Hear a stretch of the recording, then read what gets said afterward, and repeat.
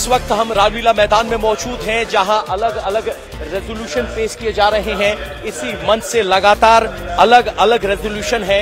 एक रेजोल्यूशन मुसलमानों के आर्थिक पिछड़ेपन को भी पेश किया गया है और उसमें कहा गया है कि दलित, पिछड़ों और मुसलमानों के लिए बजट में अलग से प्रावधान होना चाहिए। अब आपको सुनवाते हैं कि निसार अहमद, जो कि गुजरात से आते हैं, वो क्या कह रहे हैं। यकसा सिविल कोड सिर्फ मुसलमानों का मसला नहीं, बल्कि इसका ताल्लुक मुल्क के गुनागो समाजी गिरोहों, कौमों, जातों और सभी तबकात से है।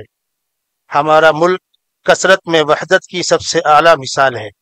हमारी तकसीरियत को नज़रअंदाज करके जो भी कानून बनाया जाएगा, उसका बराह रास्त असर मुल्क की वहदत, सालिमियत पर पड़ेगा।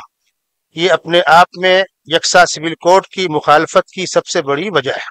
ये अपनी जमीन पर नर्सरी बना के सिर्फ झाड़ बेचकर साल में 2 करोड़ कमाते हैं। उनके सीक्रेट्स को सीखना चाहते हैं तो फ्रीडम ऐप को अभी डाउनलोड करें। मुस्लिम पर्सनल लॉ के तई मुसलमानों की ज्यादा हसासियत का सबब इस्लामी शरीयत का जिंदगी के तमाम शोबों और समाजी और अखलाकी पहलुओं पर मुहीत होना है। कुरान पाक के अहकामात खालिक कायनात के वज़ा करदा हैं और इनमें कोई तब्दीली नहीं की जा सकती। मुस्लिम पर्सनल लॉ या मुस्लिम आइली कवानीन को ख़त्म करने की कोशिश जमहूरियत की रूह और दस्तूर हिंद में दी गई जमानत के खिलाफ है। जब इस मुल्क का आईन वज़ा किया जा रहा था तो दस्तूर साज असम्बली ने यह जमानत दी थी कि मुसलमानों के मजहबी उमूर, बिलखुसूस उनके शख्सी कवानीन के साथ कोई भी छेड़छाड़ नहीं की जाएगी। दस्तूर हिंद की दफा नंबर 25 ता 29 की गर्ज व गायत यही है। इसके बावजूद मौजूदा सरकार यकसा सिविल कोड के जरिए मुस्लिम पर्सनल लॉ को खत्म करना चाहती है, जिसका मुहर्रिक वोट बैंक की सियासत है, न कि बुनियादी दस्तूरी हुकूक का तहफ़्फ़ुज़। इस वक्त हुकूमत मुस्लिम पर्सनल लॉ के सिलसिले में मुल्क की अदालतों को भटकाने और उनके अहकामात को मुतासिर करने का भी काम कर रही है।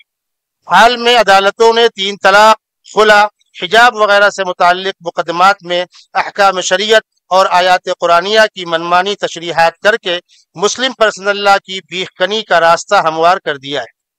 अदालतों का ये रवैया इन पर अक़लियतों और कमजोर तबकात के एतमाद को शदीद नुकसान पहुंचाने वाला है। तो देखा आपने किस तरीके से बताया जा रहा है कि 3 तलाक का मुद्दे पर फैसला वोट बैंक के जरिए किया गया और जो कॉमन सिविल कोड की जो बात की जा रही है वो वोट बैंक से प्रभावित है। अब जरा अगली खबर आपको दे देते हैं। अगली जो ब्रेकिंग यहां आ रही है वो है जमीयत उलेमा महाराष्ट्र के प्रमुख मौलाना हाफिज नदीम का बयान आया है। मुसलमानों को नजरअंदाज कर रही है सरकार, ये मौलाना हाफिज की तरफ से आरोप लगाया गया है। सबका साथ सबका विकास का नारा बेबुनियाद है, इस तरह की भी बात की जाई है और पसमानदा मुसलमानों को रिजर्वेशन दे सरकार, ये मौलाना हाफिज की तरफ से कहा गया है। आखिर मौलाना हाफिज ने क्या कहा है, आइए आपको वो सुनवाते हैं। मौजूदा सरकार, हमारे वजीर आजम कहते हैं सबका साथ, सबका विकास, सबका विश्वास। मौजूदा वजीर आजम कहते, लेकिन इस दौर में न सबका साथ, न सबका विकास, न सबका साथ नजरअंदाज करने की पॉलिसी चल रही है।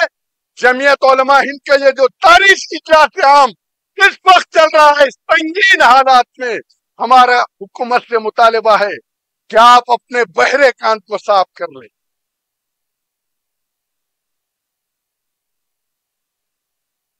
आप अपने बहरे कान को साफ करते हुए ये मुल्क की सबसे बड़ी माइनॉरिटी जो आप पे मुतालिबा कर रही है, हम ये नहीं कह रहे हैं कि मुसलमानों के मुसलमान होने की बुनियाद पर रिजर्वेशन दीजिए, ये हमारा मुतालिबा नहीं है।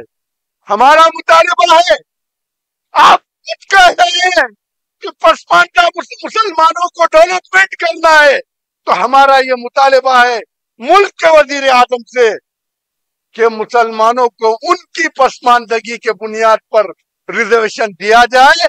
जमीयत उलमा हिंद का इजलास आम हुकूमत हिंद से यह मुतालिबा करता है कि आप जो है मुसलमानों को उनके पसमानदगी के बुनियाद पर रिजर्वेशन दे। तो देखा आपने किस तरीके से पसमानदा मुसलमानों के लिए रिजर्वेशन की मांग की जा रही है। पहली बार जमीयत के मंच पर रिजर्वेशन को लेकर भी एक रेजोल्यूशन पास किया गया है, जिस रेजोल्यूशन में कहा गया है कि इस्लाम में कोई जाति विभाजन नहीं है, लेकिन बावजूद इसके बहुत सी पिछड़ी जातियां जो काम से जुड़ी हुई हैं, आर्थिक तौर पर पिछड़ी हुई हैं, वो पसमानदा है और उनको भी रिजर्वेशन दिया जाए, इस तरह का एक रेजोल्यूशन भी पास किया गया है। जिस पसमानदा की बात प्रधानमंत्री नरेंद्र मोदी विकास के लिए करते हैं, तो जमीयत के मंच से कहा गया है कि उन्हीं पसमानदा मुसलमानों को रिजर्वेशन दिया जाए। इसी रेजोल्यूशन में कहा गया है कि मुस्लिम समाज को धर्म के आधार पर रिजर्वेशन से बाहर किया गया है और अगर रिजर्वेशन की धारा 341 को हटा दिया जाए, जो सीमित करती है कि रिजर्वेशन सिर्फ हिंदू समाज की जातियों को मिल सकता है, तो ये रिजर्वेशन का बेनिफिट मुसलमान और ईसाइयों को भी मिलना चाहिए, इस तरह की बात की जा रही है। और ये अपने आप में जमीयत के स्टैंड में एक बड़ा बदलाव है, जब पहली बार जमीयत के मंच से ये अपनी जमीन पर नर्सरी बना के सिर्फ झाड़ बेचकर साल में 2 करोड़ कमाते हैं। उनके सीक्रेट्स को सीखना चाहते हैं तो फ्रीडम ऐप को अभी डाउनलोड करें। रिजर्वेशन की बात की जा रही है पिछड़े मुसलमानों के लिए। इतना ही नहीं, वोट कैसे करें इसको लेकर भी एक रेजोल्यूशन पास किया गया है। उस रेजोल्यूशन में कहा गया है कि लोकतंत्र में हर एक वोट की कीमत है और अगर आप सोचते हैं कि 80 और 20 की जब बात होती है तो मायूस ना हो, जो आपकी वोट है वो 100% वोट डाली जानी चाहिए। इस बात का आह्वान भी इस मंच से किया गया है। कहा गया है कि वोट आपका अधिकार है और इस अधिकार को सुनिश्चित करने के लिए आपको हर कदम पर अलर्ट रहना है। अगर कोई बुजुर्ग वोट नहीं दे पाता है तो इलेक्शन कमीशन की तरफ से जो बुजुर्गों के लिए वोट की सुविधा है उसका इस्तेमाल करें। इतना ही नहीं, वोट के अधिकार को सुरक्षित रखने के लिए अतिरिक्त अलर्ट होने की सलाह दी गई है और कहा गया है कि बहुत सी राजनीतिक पार्टियों के लोग वोट कटवा देते हैं। इंडिया टीवी हर वक्त हर जगह डाउनलोड करने के लिए सर्च करें India TV news Google play store या ऐप स्टोर पर।